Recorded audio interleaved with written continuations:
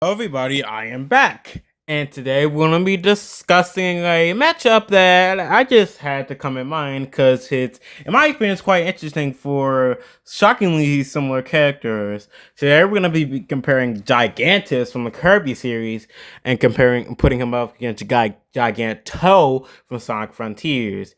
Both these characters are robots that have some crazy feats worth talking about, which is why we're gonna compare them up into the versus match to generally see who would win in a fight. Quick spoilering if you still haven't played Kirby Air Riders yet, and yeah, that's just about it. So let's get right into the scale.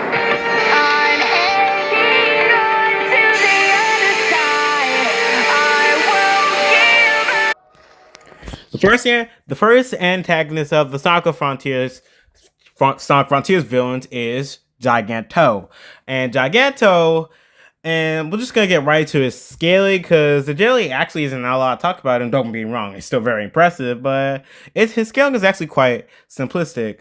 So right off the bat, he is physically shown to be superior to base Frontier Sonic, and base Frontier Sonic should be surpassed. He should surpass Sonic Forces based Sonic, who was capable of beating Infinite, who is said to be the strongest foe Sonic has faced into his life at this point, which would automatically mean that he should be superior to characters like Time Eater, who was a threat to multiple timelines, time and space, like a Razor Jin, who's a threat to the Arabian Nights, etc., etc. So barest a bare minimum can go. Gigantus should generally be within those low multiversal ranges of power, but this is just it gets way higher than this, because base Frontier Sonic should be better than Supersonic from Supersonic and Supersonic '06, and he was able to beat Solaris, a being who was a threat to the concepts of time and space, which would arguably be outer-versal. So you can argue that Gigantus can actually easily become an outer-versal character, and as for speed, he should also be superior to base Sonic, which would mean he should be within those immeasurable to irrelevant ranges of speed. And that's kind of it for all of Gigantus' scaling. Because generally, a lot of things of Sonic Frontiers are stronger mainly because of cross scaling. Because from feats they've shown themselves, they aren't that impressive. Well, aside from Gigantus, from them literally beating base Sonic. And that's basically it for Gigantus' scaling. And in terms of abilities, he has laser vision, he got opposite up super strength, super speed, cyber energy manipulation, etc., etc., etc. And so yeah, to summarize, he would generally be within those low multiversal to outerversal ranges of power, has lasers, cyber energy manipulation, and super strength, extreme size, obviously. And that's basically it for Gigantus. So I know it was a little bit of short commentary, but like Sonic Frontiers villains generally have some very simplistic scaling. So let's just get right into his opponent, Gigantus.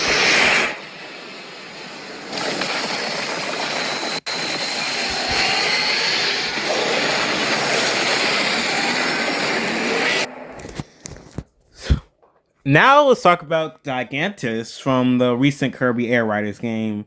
His scaling kind of gets all over the place, and it's a little bit inconsistent, but we're going to try to be as generous to him as possible for the sake of his scaling.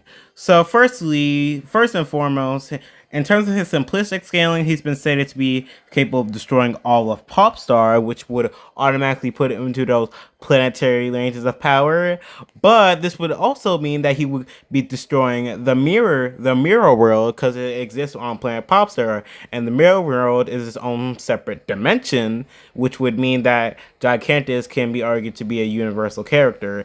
But this also get way higher because in his hyper form, hyper Gigantus, this game from absorbing all of the rider vehicles, was able to damage Nova. And throughout the events of Kirby Air Riders, Throughout the events of Kirby A writers, Nova was capable of summoning various foes that Kirby had previously faced before.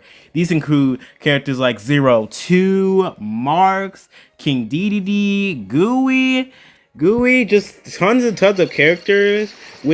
And if we give him the benefit of the doubt and say that he's summoning characters that are comparable to the originals, this would mean that Gigantes would scale to these characters because he would be able to damage Galactic Nova, who's able to summon said characters, which would generally mean that at his highest end, he would generally be within those.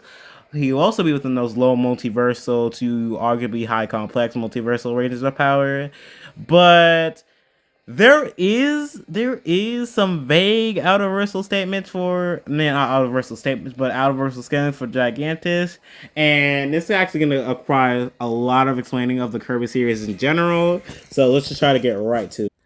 So how the Kirby cast can arguably get to Universal is quite debatable.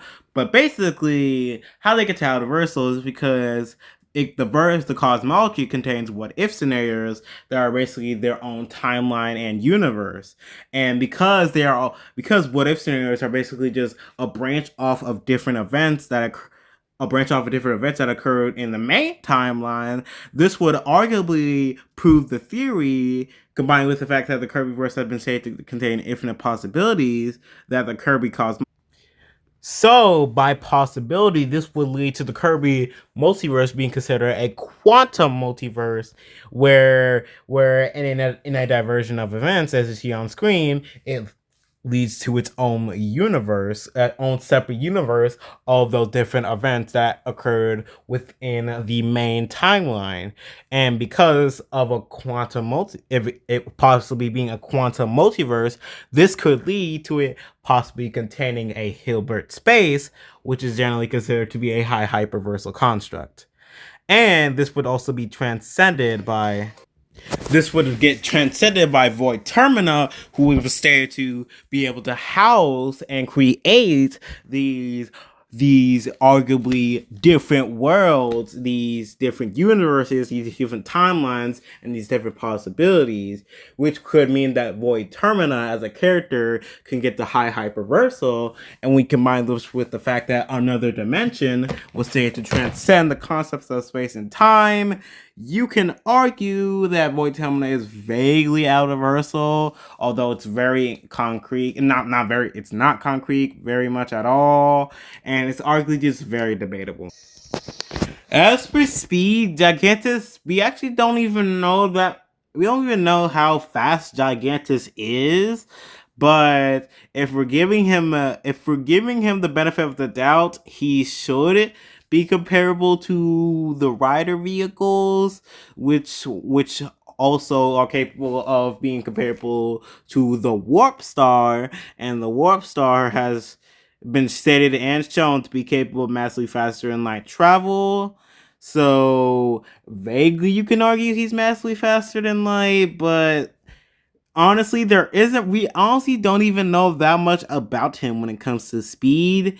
And so just for the sake of it, we're going to assume that he should be comparable to all the riders, which can be comparable to the Warp Star, which is a massively faster than light.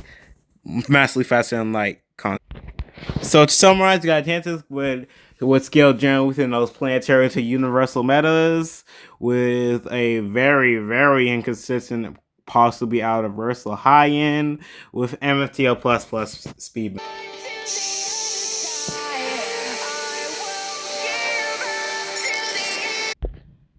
Now, as for who wins, it's kind of debatable.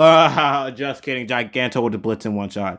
So, first of all, just not Gigantes, Giganto scaling is just much more concrete. It's much more simple, and it's easier to get behind. Gigantus is just there's just a lot of too many possible factors that could come into the scaling, to the fact it's almost impossible to not sound like you're glazing the Kirby series if you're putting him above even Universal. Meanwhile, Meanwhile, Giganto should be low multiversal on even like the bare minimum can go. And his possible out of versal scaling is more concrete, it's easier to understand, and it's more believable. So yeah, I got Giganto winning like 1000% of the time. But let me know what you think. See you next time.